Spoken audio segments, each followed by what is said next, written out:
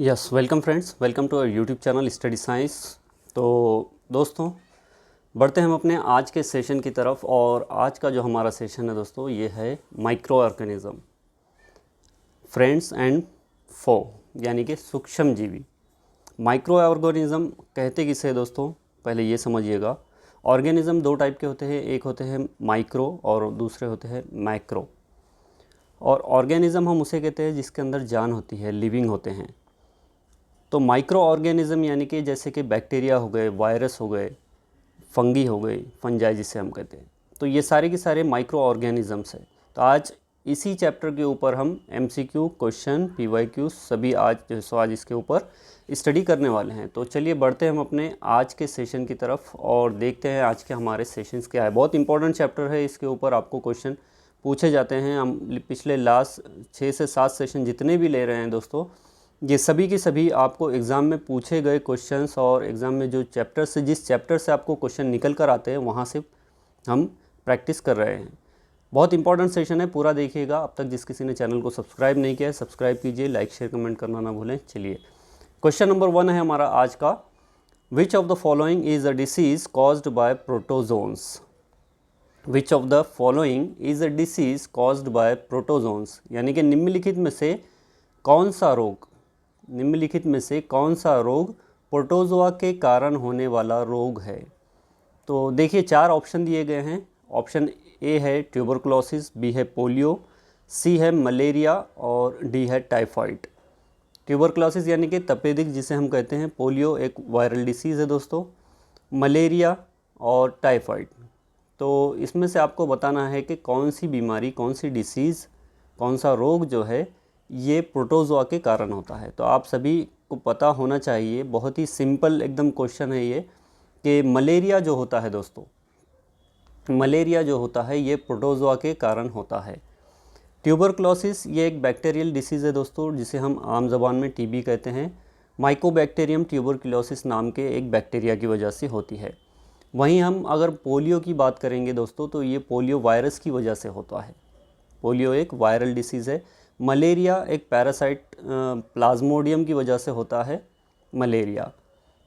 और टाइफाइड जो है दोस्तों, ये साल्मोनेला टाइफाई नाम के एक बैक्टीरिया की वजह से होता है।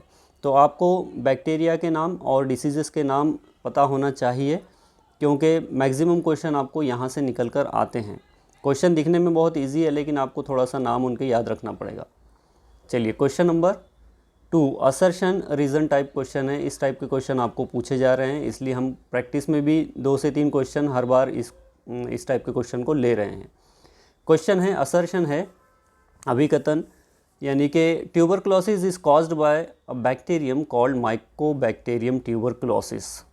क्या कह रहा है कि क्षय रोग माइकोबैक्टीरियम ट्यूबरकुलोसिस नामक जीवाणु के कारण होता है। बात बिल्कुल सही है दोस्तों, क्यों तो अभी हमने एक क्वेश्चन पहले देखा है कि ट्यूबरकुलोसिस जो होता है उसके बैक्टीरिया का जो नाम है वो है माइकोबैक्टीरियम ट्यूबरकुलोसिस। तो यहाँ पर दावा अभिकथन क्या कह रहा है कि tuberculosis is caused by a bacterium called Mycobacterium tuberculosis. ये बात बिल्कुल सही है। रीज़न क्या कह रहा है, देखिएगा। Tuberculosis can be transmitted through the air where an infected person cough or sneezes, यानी कि जब कोई संक्रमित व्यक्ति खांसता है या छींकता है, खांसता है या छींकता है, तो तपेदिक यानी कि ट्यूबरकुलोसिस हवा के माध्यम से फैल सकता है। तो ये बात भी बिल्कुल सही है कि इसका जो ट्रांसमिट होने का जो सोर्स है, तो वो एयर के थ्रू, ड्रॉपलेट्स के थ्रू ये 1 पर्सन टू अनदर पर्सन फैलता है। एक व्यक्ति से दूसरे व्यक्ति में ये फैलता है और उसे संक्रमित करता है। या फिर अगर आप उसके संपर्क में आ रहे हैं, उसका यूज़ किया हुआ पानी आप अगर पी रहे हैं, या फिर एयर के थ्रू जो सो ये फैलने के चांसेस ज़्यादा होते हैं। तो इसका राइट आंसर जो होगा दोस्तों, वो होगा both assertion and reason are true and the reason is the correct explanation for assertion. चलिए, क्वेश्चन नंबर 3 देखिएगा। क्वेश्चन नंबर 3 क्या है, some plants have nitrogen fixing bacteria in their root nodules, what are these bacteria called. कुछ पौधों की जड़ की गांठों में नाइट्रोजन स्थिरीकरण करने वाले जीवाणु होते हैं। क्या होते हैं? नाइट्रोजन स्थिरीकरण यानी कि नाइट्रोजन फिक्सेशन करने वाले कुछ बैक्टीरिया होते हैं, इन जीवाणुओं को क्या कहा जाता है। देखिए हमने इसके पहले जो हमने फर्टिलिटी का, सॉइल फर्टिलिटी का जो हमने चैप्टर पढ़ा था, वहाँ पर हमने इस टॉपिक को बहुत ज़्यादा डिटेल में प्रॉपर इसके इमेजेस डायग्राम्स के साथ हमने देखा था कि जो लेग्यूमिनस प्लांट्स होते हैं, जो फलीदार पौधे जो होते हैं, तो उनकी जो जड़ें होती है, उनके रूट्स के अंदर कुछ नोड्यूल्स होते हैं, कुछ गांठें होती है। अगर आप उसे समझेंगे तो जैसे कि अगर ये कोई प्लांट है एक, और इसकी यहाँ पर इधर अगर इस तरह से अगर इसकी जड़ें हैं, तो इस जड़ों में इस तरह से आपको राउंड शेप में यहाँ पर आपको नोड्यूल्स दिखेंगे दोस्तों। तो ये नोड्यूल्स जो होते हैं जड़ों के अंदर, इस गांठों के अंदर आपको बैक्टीरिया मिलेंगे। कौन से बैक्टीरिया मिलेंगे, तो वहाँ पर 4 ऑप्शन दिए गए। यहाँ पर देखिए, ब्लू ग्रीन अलगे, ब्लू ग्रीन अलगी यानी कि नीले हरे शैवाल। अब आप कहेंगे कि ये बैक्टीरिया है या अलगी है, बहुत बार आपको कंफ्यूज करने के लिए ये ऑप्शन में डाला गया है, क्योंकि ब्लू ग्रीन अलगी जो है सो ये कोई अलगी नहीं होता, ये होता है आपका बैक्टीरिया, और ये आपके जो शैवाल होता है वहाँ पर आपको पाया जाता है, वहाँ पर आपको मिलेगा आसानी से। तो इसलिए इसे कहते हैं ब्लू ग्रीन अलगी। नाइट्रोजोमोनास, नाइट्रोजोमोनास जो है दोस्तों, ये भी एक टाइप का बैक्टीरिया है, और ये भी नाइट्रोजन फिक्सिंग करता है। लेकिन फ़र्क क्या है यहाँ पर आपको देखिए मैं बताता हूँ। एज़ोटोबैक्टर ये भी एक टाइप का बैक्टीरिया है, ये भी नाइट्रोजन फिक्सिंग में हेल्प करता है। लेकिन क्वेश्चन में हमें क्या पूछ रहा है कि some plants have nitrogen fixing bacteria in their root nodules, कि कुछ प्लांट्स के अंदर, कुछ पौधों की जड़ की गांठों में नाइट्रोजन स्थिरीकरण करने वाले जीवाणु होते हैं। तो आप अगर यहाँ पर देखेंगे तो ऑप्शन 1 तो यहाँ पर हट जाएगा, नीले हरे शैवाल, ये तो हट जाएगा। लेकिन बी और सी आप यहाँ पर अगर देख रहे हैं तो नाइट्रोजोमोनास और एज़ोटोबैक्टर जो बैक्टीरिया होते हैं, ये नाइट्रोजन फिक्सिंग में मदद करते हैं, लेकिन ये फ्री लिविंग बैक्टीरिया है जो कि आपके सॉइल में, मिट्टी में पाए जाते हैं। समझ में आया दोस्तों। और जो राइजोबियम बैक्टीरिया है, हमारा जो राइट आंसर रहेगा ये होगा राइजोबियम बैक्टीरिया। तो राइजोबियम बैक्टीरिया जो होता है ये हमारे लेग्यूमिनस प्लांट्स के नोड्यूल्स के अंदर होता है, उनकी जड़ों के अंदर जो गांठें पाई जाती है उस गांठों के अंदर राइजोबियम बैक्टीरिया होता है। और एज़ोटोबैक्टर और नाइट्रोजोमोनास ये फ्री लिविंग बैक्टीरिया है जो कि आपके मिट्टी के अंदर, सॉइल के अंदर पाए जाते हैं। क्लियर है दोस्तों। चलिए बढ़ते हैं अपने नेक्स्ट क्वेश्चन की तरफ। अगला क्वेश्चन हमारा, in order to take precautionary steps to control dengue we must take major to stop the breeding of, यानी कि डेंगू को नियंत्रित करने के लिए, डेंगू को नियंत्रित करने के लिए एहतियाती कदम उठाने के लिए हमें इनके प्रजनन को रोकने के लिए उपाय करने चाहिए। किसके प्रजनन को, किसकी ब्रीडिंग को रोकने के लिए? In order to take precautionary steps to control dengue we must take major to stop the breeding of, किसकी ब्रीडिंग को रोकना पड़ेगा हमें अगर हमें डेंगू को रोकना है, तो डेंगू को कंट्रोल करना है। तो ऑप्शन क्या दे रहा है? ऑप्शन ए है एडिस मॉस्किटो, यानी कि एडिस मच्छर, एक मच्छर का नाम है। फ्लियास, फ्लियास यानी कि पिस्सू जिसे हम कहते हैं।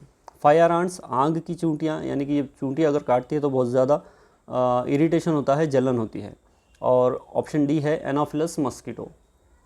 तो मच्छर की अगर हम बात करेंगे दोस्तों, तो देखिए जो मच्छर जो बाइट करते हैं आपको, पहले तो ये समझिएगा ये कोई मेल मच्छर नहीं होता, ये फीमेल मच्छर होते हैं। तो अब से इसे मच्छर कहना ही बंद कर दीजिए, मच्छर ही कहिए, क्योंकि मेल मच्छर कभी भी ह्यूमन को बाइट नहीं करता, इंसानों को काटता नहीं है। क्योंकि इसके माउथ के अंदर जो पार्ट होता है, पियर्सिंग और सकिंग का जो पार्ट होता है, जो न्यूड्यूल से ट्यूब लाइक जो स्ट्रक्चर होती है, वो मेल मच्छर के अंदर आपको नहीं मिलेगा, वो सिर्फ़ और सिर्फ फीमेल मच्छर के अंदर मिलता है। जिसकी वजह से फीमेल मच्छर हमारी जो स्किन होती है, अगर स्किन पर वो हमारे बैठ जाए तो वहाँ पर पियर्स यानी कि छेद करती है और फिर वहाँ से सक करती है ब्लड को। तो इस तरह से जो उसके जो वायरस है या फिर जो भी है प्रोटोजोआ है, वो हमारे अंदर जो सो इंटर कर जाते हैं। जैसे ही वो पेयर्स करती है और सक करना चालू करती है तो उसके थ्रू हमारे अंदर वायरस या प्रोटोजोआ जो सो इंटर कर सकते हैं। तो पहले तो ये क्लियर है हमारा कि फ़ीमेल मच्छर जो होती है। अब यहाँ पर एडिस मस्कीटो भी अगर कह रहा है तो फीमेल की बात कर रहा है, या फिर एनोफिलस मस्कीटो भी कह रहा है तो फीमेल की बात कर रहा है वो, क्योंकि मेल मच्छर कभी भी बाइट नहीं करता। मेल मच्छर प्लांट्स के ऊपर ज़्यादातर डिपेंड होते हैं, और फीमेल्स जो होते हैं, फीमेल मच्छर, ये ह्यूमन बींग्स के ब्लड के ऊपर या फिर वहाँ से न्यूट्रिशन अपना हासिल करते हैं। तो देखिए यहाँ पर 4 ऑप्शन दिए गए हैं। ऑप्शन डी क्या कह रहा है? ऑप्शन डी कह रहा है एनोफिलस मस्कीटो। एनोफिलस मस्कीटो की अगर हम बात करेंगे दोस्तों, तो एनोफिलस मस्कीटो जो होता है ये हमारा मलेरिया कॉज करने के लिए, मलेरिया के पैरासाइट को हमारे बॉडी के अंदर पहुंचाने के लिए ये वहाँ पर जिम्मेदार होता है। उसका कैरियर वहाँ पर एज ए कैरियर वहाँ पर काम करता है, फीमेल एनाफिलस मस्कीटो। तो ये तो हो गया मलेरिया के लिए। फायर आंट्स का तो यहाँ पर कोई सवाल ही नहीं होता, क्योंकि फायर आंट्स ऐसे कोई क्या कहेंगे आपके प्रोटोज़ा या वायरस जैसो आपको स्प्रेड नहीं करते, नहीं फैलाते। फ्लैश का भी यहाँ पर नहीं आएगा। फीमेल एडिस मस्कीटो जो होता है दोस्तों, एडिस मस्कीटो जो होता है, एडिस मच्छर जिसे हम कहते हैं, तो ये आपके इसकी ब्रीडिंग को अगर हम कंट्रोल करते हैं, अगर इसकी पैदावार को बढ़ने से हम अगर रोकते हैं, तो फिर हम अपने डेंगू कंट्रोल करने को डेंगू को हम वहाँ पर कंट्रोल कर सकते हैं। अब इसके कुछ उपाय भी होते हैं, हमें कुछ प्रिवेंशन भी लेना चाहिए, जैसे कि कूलर्स है, कूलर्स के अंदर पानी अगर जमता है तो वहाँ से पानी को हमें हटा देना चाहिए, या फिर गमले है, गमलों में पानी को जमने नहीं देना चाहिए, अपने आसपास को जो एरिया है उसे क्लीन रखना चाहिए। ये सारे अलग अलग उसके प्रिवेंशंस हैं, तो ये सारी चीज़ें हमें अपनाना चाहिए ताकि जो है वहाँ पर कोई मच्छर पनप ना सके। तो फीमेल एडिस मस्कीटो की हमें ब्रीडिंग अगर हम रोकेंगे दोस्तों, तो वहाँ पर हम डेंगू को कंट्रोल कर सकते हैं। क्वेश्चन नंबर 5 देखिएगा, असर्शन है HIV is transmitted through sexual contact, blood transfusion and sharing needles. यानी कि क्या कर रहा है ये कि HIV यौन संपर्क, रक्त आदान और सुई साझा करने से फैलता है। तो बात तो बिल्कुल सही है कि ह्यूमन इम्यूनोडिफिशियंसी वायरस हम इसे कहेंगे दोस्तों, human immunodeficiency virus, HIV AIDS का फुल फॉर्म क्या है? Acquired immunodeficiency syndrome. तो HIV जो ट्रांसमिट होता है through sexual contact, blood transfusion and sharing needles. ये बात बिल्कुल सही है कि अगर हम किसी ऐसे मरीज़ से जो सो हम ब्लड उसका ट्रांसफ़र करते हैं किसी दूसरे मरीज़ में जिसे ऑलरेडी HIV है, तो वहाँ से वो HIV का जो वायरस है वो ट्रांसफ़र हो जाएगा अदर हेल्दी पर्सन के अंदर, या फिर सेक्सुअल कॉन्टैक्ट की वजह से भी होता है, या फिर किसी की नीडल्स जो इंजेक्शंस वगैरह लेते हैं, तो अगर उसी पेशेंट की नीडल्स अगर किसी हेल्दी पर्सन को अगर हम यूज़ करते हैं तो उसकी वजह से भी HIV फैल सकता है। अब रीज़न क्या बता रहा है यहाँ पर कि HIV is caused by a bacterium that infects the immune system. HIV एक जीवाणु के कारण होता है जो प्रतिरक्षा प्रणाली को संक्रमित करता है। तो बात तो बिल्कुल ये गलत है, क्योंकि अभी हम ऊपर के ही सेंटेंस में देख रहे हैं कि HIV ह्यूमन इम्यूनोडिफिशियंसी वायरस जब कह रहा है तो नीचे बैक्टीरियल डिसीज़ कैसे हो सकता है, क्योंकि ये एक वायरल डिसीज़ है। तो दावा यहाँ पर गलत है कि ये एक बैक्टीरियल डिसीज़ है, क्योंकि ये बैक्टीरिया की वजह से नहीं, ये वायरस की वजह से होता है जो कि हमारे इम्यून सिस्टम पर अटैक करता है। तो यहाँ पर ऑप्शन क्या आना चाहिए कि assertion is true but the reason is false, यानी कि ऑप्शन सी जो रहेगा दोस्तों, ऑप्शन सी जो रहेगा कि दावा सही है लेकिन उसका रीज़न जो है, उसका कारण जो है ये गलत है। क्वेश्चन नंबर 6 देखिएगा, partial sterilisation of a product such as milk at a high temperature is known as, यानी कि उच्च तापमान पर दूध जैसे उत्पाद का आंशिक रोगाणुनाशन कहलाता है। क्या कहलाता है? देखिए, पार्शियल स्टेरिलाइजेशन यानी कि क्या कह रहा है समझिएगा। अब ऑप्शन यहाँ पर क्या दे रहा है, देखिए ये भी आपको क्वेश्चन, इसके ऊपर भी आपको 1 से 2 बार क्वेश्चन पूछे गए आई थिंक। तो PYQs की सीरीज़ हम प्रीवियस ईयर क्वेश्चन की सीरीज़ हम जब स्टार्ट करेंगे, तो जैसे ये सीरीज़ ख़त्म होती है हम प्रीवियस ईयर की क्वेश्चन की सीरीज़ भी हम स्टार्ट करने वाले हैं। तो वहाँ पर आप देखेंगे कि इससे रिलेटेड आपको क्वेश्चन, जितने भी हम क्वेश्चन यहाँ पर कर रहे हैं, इस सारे के सारे आपको प्रीवियस ईयर के क्वेश्चंस के अंदर आपको देखने को मिलेंगे। तो यहाँ पर अगर आप अच्छे से समझेंगे तो वहाँ पर आपको ईजी जाएगा। देखिए ऑप्शन कह रहा है कि पेस्चराइजेशन, फिल्टरेशन, पिकलिंग और रेफ्रिजरेशन।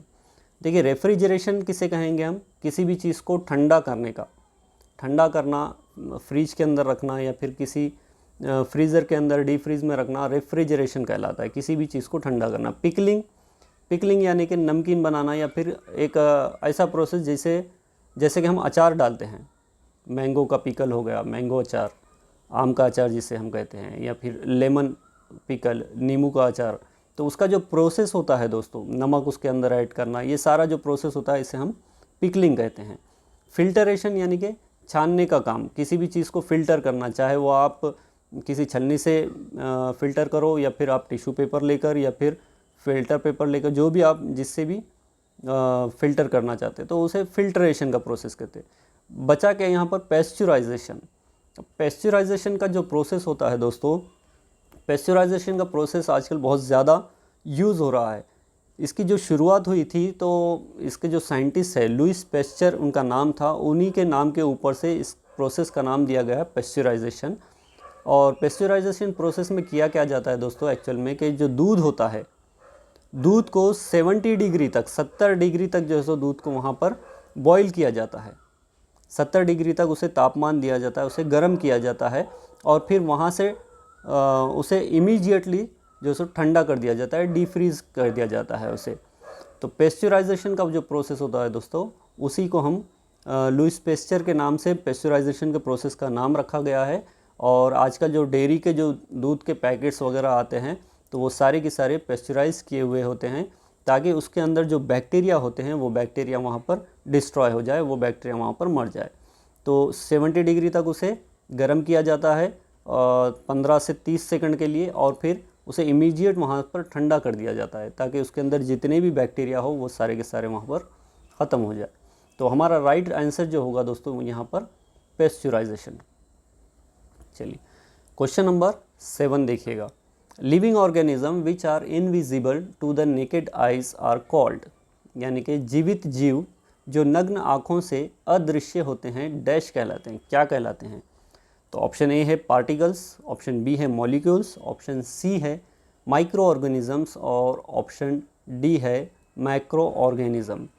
तो देखिए यहाँ पर क्वेश्चन क्या पढ़ रहा है, क्वेश्चन को अगर आप अच्छे से पढ़ लेंगे तो आप ऑटोमेटिक यहाँ पर अगर आपको कन्फ्यूज़न हो रहा है कि कौन सा आंसर यहाँ पर हो सकता है, तो अगर आप क्वेश्चन को भी अच्छे से पढ़ सकते हैं तो आप यहाँ पर 1 से 2 ऑप्शन ऑटोमेटिक वहाँ पर निकाल सकते हैं। तो क्वेश्चन क्या कर रहा है कि लिविंग ऑर्गेनिज्म की अगर जब बात हो रही है दोस्तों, तो यहाँ पर हम डायरेक्ट ऑप्शन ए और ऑप्शन बी यहाँ पर हम निकाल सकते हैं, क्योंकि पार्टिकल्स जो होते हैं, कण जो होते हैं, इनके अंदर कोई लिविंग ऑर्गेनिज्म नहीं होता। ये मॉलिक्यूल्स जो होते हैं ये इसके अंदर कोई लिविंग लाइफ नहीं होती। लेकिन अगर सी और डी की अगर हम बात करते हैं, माइक्रो ऑर्गेनिज्म और मैक्रो ऑर्गेनिज्म, तो बचते हैं हमारे 2 ऑप्शन। अब यहाँ पर क्वेश्चन में कह रहा है आपको कि living organism which are invisible to the naked eyes, यानी कि हम हमारी सिंपल आँखों से, सादी आँखों से हम जो है सो उसे नहीं देख सकते। तो आपको ऑप्शन के अंदर ही दिखेगा, एक है माइक्रो और दूसरा है मैक्रो। तो माइक्रो का मतलब होता है बहुत ही बारीक, बहुत ही छोटे, और मैक्रो यानी कि बड़े। तो बड़ी चीज़ों को तो हम आसानी से देख सकते हैं दोस्तों, मैक्रो को तो हम देख सकते हैं, लेकिन माइक्रो ऑर्गेनिज्म जो होते हैं, सूक्ष्म जीवों को हम आसानी से नहीं देख सकते अपनी नेकेड आइज से। तो ऑप्शन सी जो रहेगा ये हमारा राइट आंसर रहेगा। क्वेश्चन नंबर 8 देखिएगा। विच of the following is a communicable disease, निम्नलिखित में से कौन सा एक संक्रामक रोग है। कम्युनिकेबल डिसीज़ क्या होता है, पहले ये समझिएगा कि किसी भी पर्सन के या फिर किसी भी जो ऐसा जो व्यक्ति है जिसको ऑलरेडी कोई डिसीज़ हो चुकी है, और अगर हम उसके संपर्क में आ रहे हैं, उसके साथ कम्युनिकेट कर रहे हैं, उसके संपर्क में आ रहे हैं, तो उसकी वजह से होने वाली जो बीमारी होती है उसे कहते हैं हम कम्युनिकेबल डिसीज़, संक्रामक रोग। तो अगर हम उसके संपर्क में आ रहे हैं, उसका यूज़ किया हुआ पानी हम पी रहे हैं, या फिर उसका यूज़ किया हुआ, या फिर खाना हम खा रहे हैं, या फिर उसके ड्रॉपलेट्स जो जब वो कफिंग करता है, खांसता है या फिर छींकता है, तो उसके ड्रॉपलेट्स के हम अगर संपर्क में आ रहे हैं, तो फिर हम उसकी वजह से, हम संपर्क में आने की वजह से हम भी बीमार पड़ सकते हैं।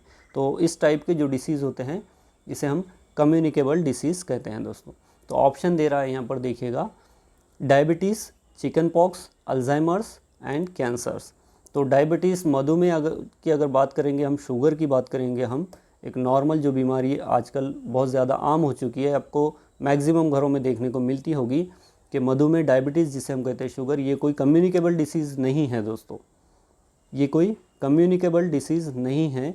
हाँ, ये जनरेशन टू जनरेशन यानी कि अगर किसी के बाप दादा में है तो उनके बच्चों में ये चीज़ आ सकती है, कंफर्म नहीं कह सकते लेकिन आ सकती है, उनकी जनरेशन में उनके हेरिडिटी वेरिएशंस की वजह से, हेरिडिटी की वजह से आ सकती है वहाँ पर, लेकिन ये कोई कम्युनिकेबल डिसीज़ नहीं है, संक्रामक रोग नहीं है।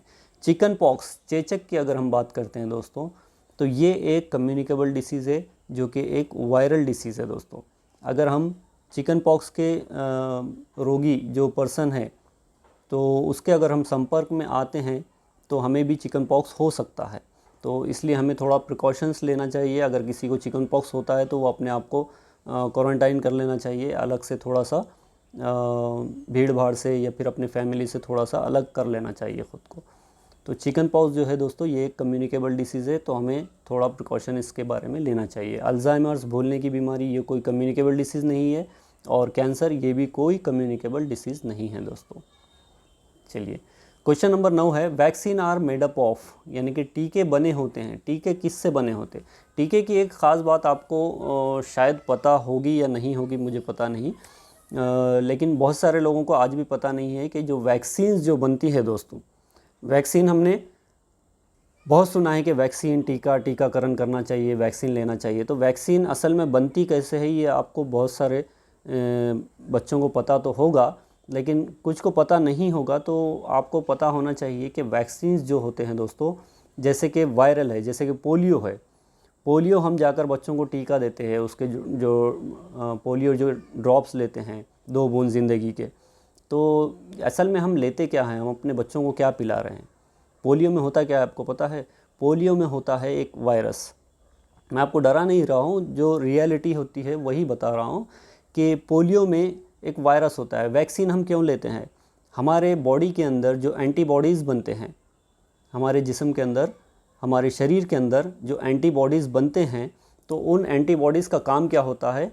किसी भी डिसीज़ से, किसी भी रोग से हमारे रक्षा करना। उन बाहर के जो फॉरेन पार्टिकल्स जो आते हैं, जो भी बाहर के फॉरेन पार्टिकल्स आते हैं, तो एंटीबॉडीज़ उसे डिटेक्ट करते हैं, उसे देखते हैं, और उनको क्या लगता है कि ये कोई फॉरेन पार्टिकल्स है जो कि हमारे सेल को, हमारी बॉडी को नुकसान पहुंचाएगा, तो वो वहाँ पर उस एंटीबॉडीज़, उसके टाइप का वो एंटीबॉडीज़ बनाते हैं। हमारा जो इम्यून सिस्टम होता है एंटीबॉडीज़ बनाता है, और वो एंटीबॉडीज़ जाकर वहाँ पर हमें प्रिवेंट करते हैं। तो वैक्सीन्स का जो काम है दोस्तों, वैक्सीन्स के अंदर वायरसेस या फिर माइक्रो ऑर्गेनिजम्स यूज़ किए जाते हैं। और जैसे कि पोलियो हो गया, तो पोलियो के अंदर आपको पोलियो वायरस यूज़ किया जाता है पोलियो की वैक्सीन बनाने के लिए, पोलियो के जो डोज होते हैं वो बनाने के लिए। और ये जो वायरस होते हैं ये बहुत ही ज़्यादा वीक होते हैं, बहुत ही ज़्यादा कमज़ोर होते हैं, या फिर मरे हुए होते हैं।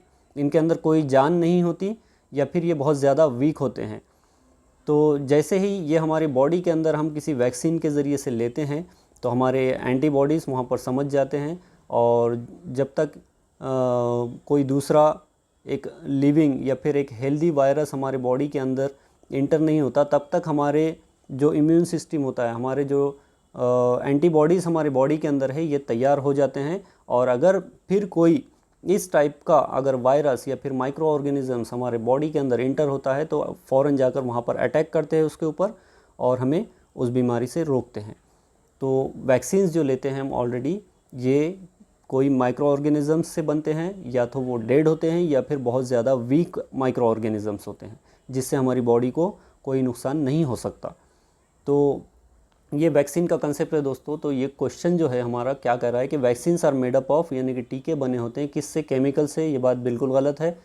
हमारे जो वैक्सीन्स बनते हैं वीक माइक्रो ऑर्गेनिजम्स की वजह से बनते हैं, कमज़ोर सूक्ष्म जीवी की वजह से बनते हैं। तो option B is the right answer for this question. चलिएगा, क्वेश्चन नंबर 10 देखिएगा। क्वेश्चन नंबर 10 है, the bacterium present in curd, दही में मौजूद जीवाणु है। कौन से जीवाणु दही में पाए जाते हैं दोस्तों? साल्मोनेला टाइफाई, लैक्टोबैसिलस, पेनिसिलिन और वाइब्रियो कॉलेरा। तो वाइब्रियो कॉलेरा क्या है दोस्तों?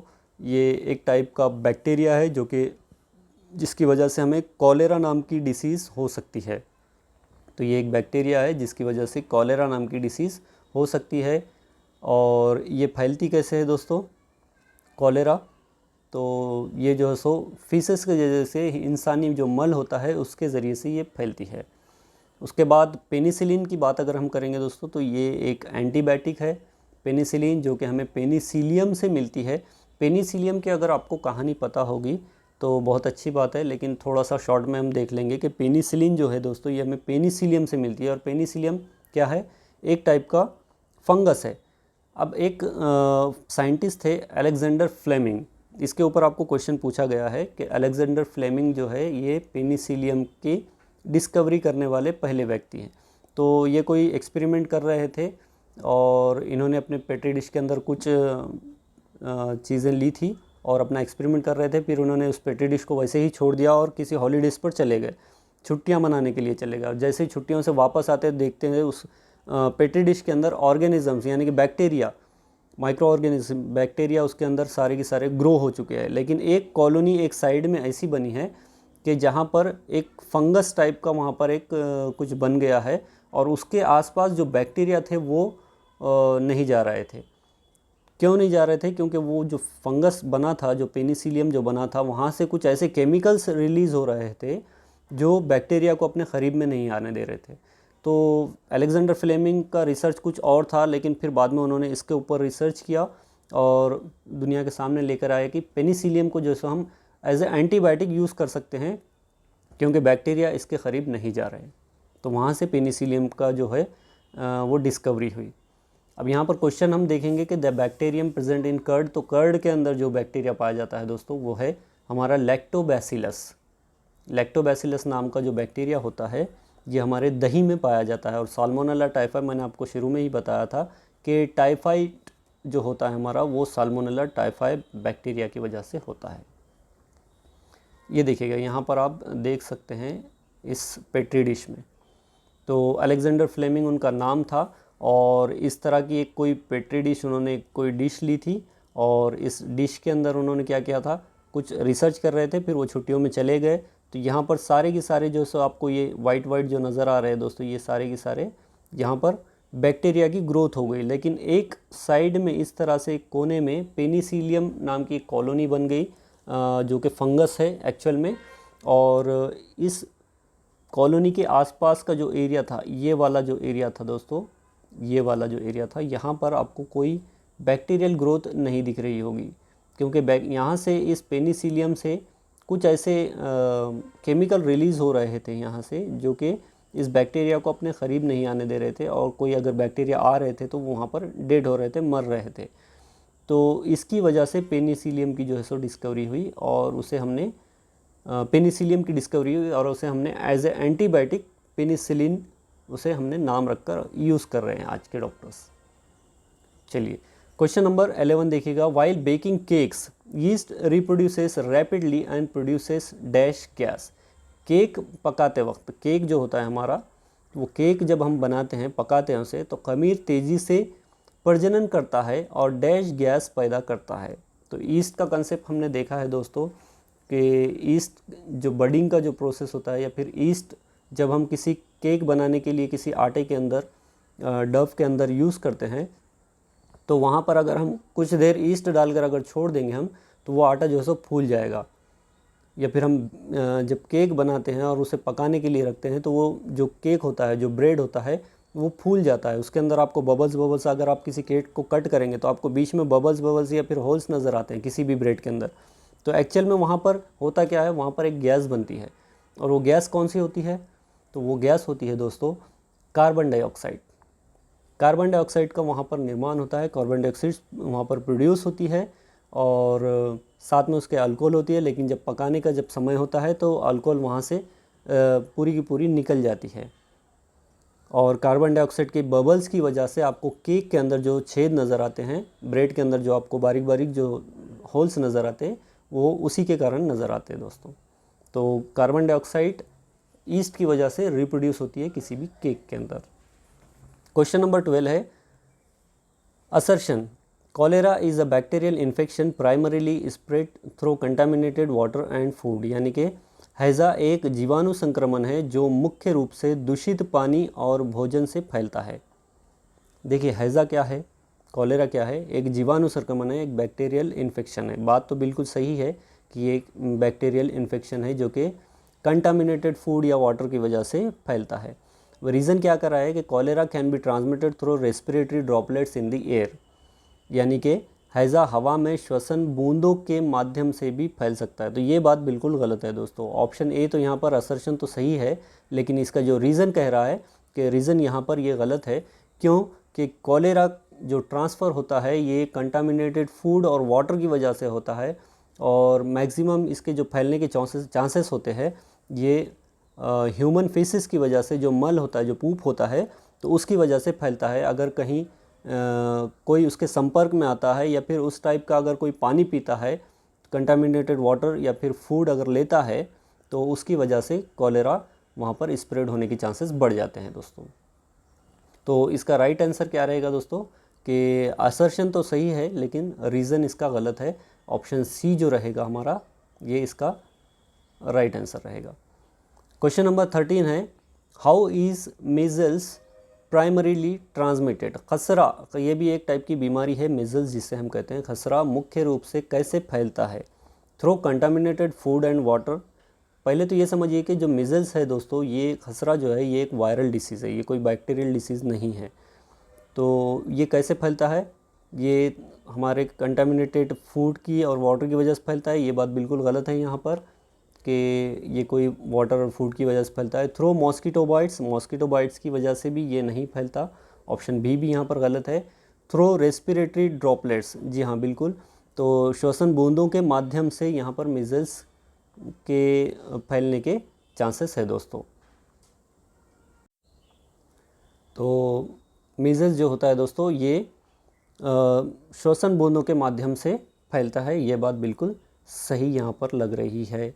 तो ऑप्शन सी जो रहेगा इसका, ये राइट आंसर रहेगा। चलिए क्वेश्चन नंबर 14 है, which of the following organs does hepatitis B primarily affect. यानी कि हेपेटाइटिस बी निम्नलिखित में से किस अंग को मुख्य रूप से प्रभावित करता है? किस अंग को मुख्य रूप से प्रभावित करता है? तो क्या ये लीवर को करता है, हार्ट को करता है, किडनी को करता है या फिर लंग्स को? तो बहुत ही आसान क्वेश्चन है दोस्तों। ये हमारे लीवर को प्रभावित करता है, इसके ऊपर अटैक करता है हेपेटाइटिस बी। चलिए क्वेश्चन नंबर 15 है, लास्ट क्वेश्चन है, what is the most effective way to prevent hepatitis B infection. Hepatitis B संक्रमण को रोकने का सबसे प्रभावी तरीका क्या है? ऑप्शन ए है एंटीबायोटिक्स, ऑप्शन बी है एंटीवायरल, ऑप्शन सी है वैक्सीनेशन या फिर ऑप्शन डी है हाइजीन प्रैक्टिसेस। तो इसका सबसे आसान जो तरीका है दोस्तों, कोई एंटीबायोटिक्स या फिर एंटीवायरल मेडिकेशंस या हाइजीन प्रैक्टिस नहीं है, बल्कि वैक्सीनेशन, इसका टीकाकरण इसका एक आसान तरीका है। हॉस्पिटल्स में इसके लिए वैक्सीन दिए जाते हैं, टीकाकरण किया जाता है। तो प्रॉपर टाइम पर हम, प्रॉपर एज में, प्रॉपर टाइम पर अगर हम वैक्सीनेशन करते हैं, टीकाकरण करते हैं, तो इसकी वजह से हम हेपेटाइटिस बी के इन्फेक्शन से हम अपने आप को वहाँ पर रोक सकते हैं। तो चलिए ये था हमारा आज का सेशन, और मिलते हैं हम अपने नेक्स्ट सेशन में किसी और नए टॉपिक के साथ में, जो कि बहुत ही ज़्यादा इम्पॉर्टेंट होने वाला है। तो तब तक के लिए गुड बाय एंड टेक।